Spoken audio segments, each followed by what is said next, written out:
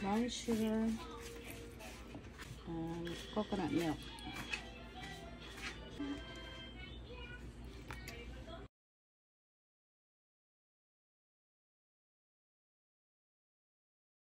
So, halo lang tayo ng halo until maging makunat siya or maging thicken.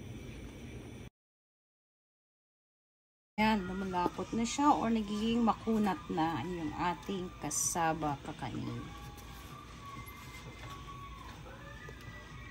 So, we're just gonna keep mixing it para maging mas makunat pa siya. You can add makapuno or buko.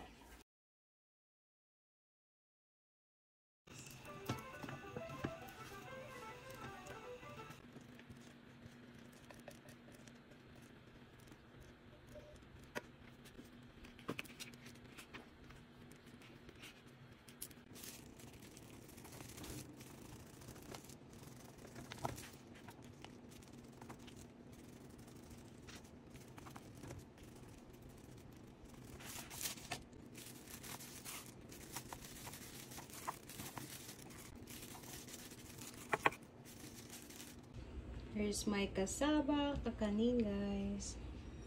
Looks good. Hello guys, kain tayo ng cassava kakanin with latte. And we have our coffee here.